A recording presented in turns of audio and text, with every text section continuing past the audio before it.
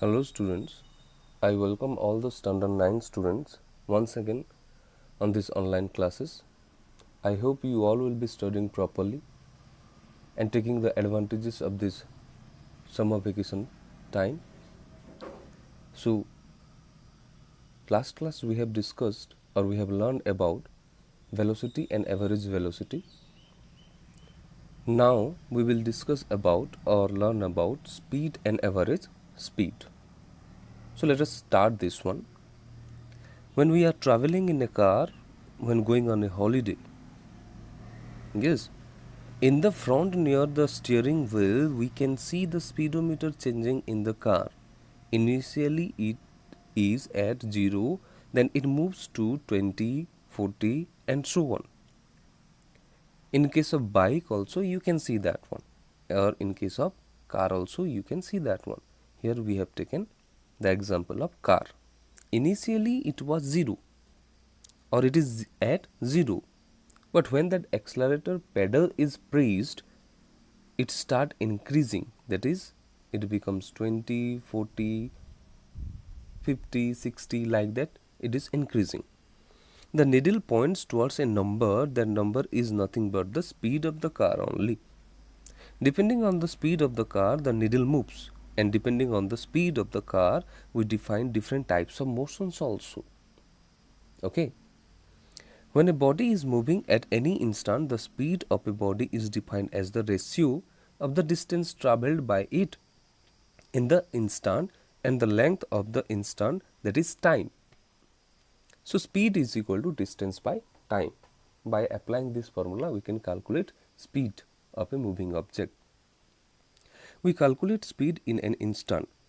Here, instant means a very small interval of time at a particular instant. So whenever we are trying to know the speed, we have to see the speedometer, and the speedometer can give that instantly that speed. An instant is comparable to 1 second or less. So it is also called instantaneous speed.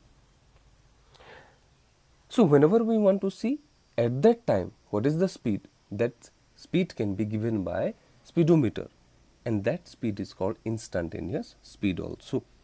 Speedometer shows only instantaneous speed. Depending on the speed of the body, motion is divided into two types, you know that one. Uniform and non-uniform motion. Uniform and non-uniform motion. If the needle is showing only 20 constantly, then the speed of the car is 20 and uniform throughout the motion. This kind of motion is called uniform motion. When a body is in uniform motion, then the body covers equal distances in equal interval of time. We have already discussed about it. If the needle keeps moving, then the speed of the car is not constant, it is increasing. This type of motion is called non-uniform motion.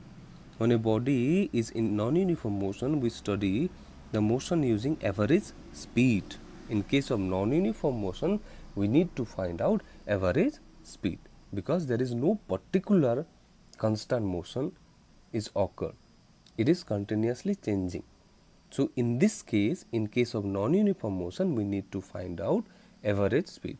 Here instantaneous speed, it is difficult. It will be changing continuously at each and every interval of time. Now let's learn about average speed. Average speed. Let's say we are going from Chennai to Delhi on the Grand Trunk Express. Usually it takes around 35 hours to travel from Chennai to Delhi. Usually it takes 35 hours. Okay. The total distance the train had to cover is around 2024 kilometer. In how much time? 35 hours. And how much distance it has to cover? 2024 kilometer. In between the train stops at a few stations, it gains a speed, stops at the station, and it gains speed again and again. It is changing continuously. Sometimes the speed is decreasing continuously and it becomes 0, and again it is moving from 0 to 40, 50, 60, 90, 120 like that. Okay. Now average speed is defined as the ratio of the total distance travelled by the train and the time taken to cover this distance. So S average indicating the speed, average speed is equal to total distance traveled divided by total time taken, equation 1. So S average is equal to D total divided by T total, where D total means distance traveled, total distance traveled, T total means total time taken, okay, to cover that much distance. So the average speed by which our trains has moved from Chennai to Delhi is given by S average is equal to total distance divided by total time, how much distance it is covered, and total how much time it is taken.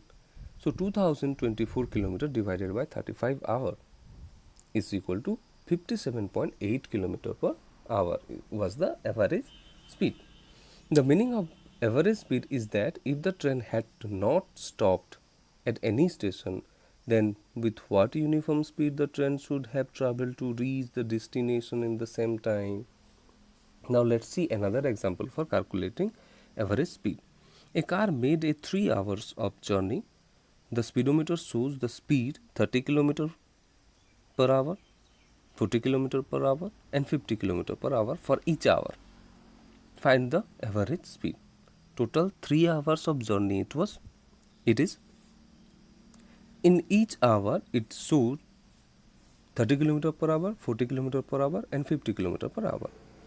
So S average is equal to total distance divided by total time. Distance traveled in first hour is D1 is equal to S1 into time. You know that one. Speed is equal to distance by time, and from that formula distance is equal to speed into time. So 30 km into 1 hour is equal to 30 km only. Similarly, in second hour and third hour, the distance travelled is D2 is equal to S2 into time, 40 km per hour into 1 hour is equal to 40 km. D3 is equal to S3 into time, 50 km per hour into 1 hour is equal to 50 km. Okay, did you understand this one? See here, the speedometer show the speed 30 km, 40 km and 50 km. 3 different speed it's shown. Okay.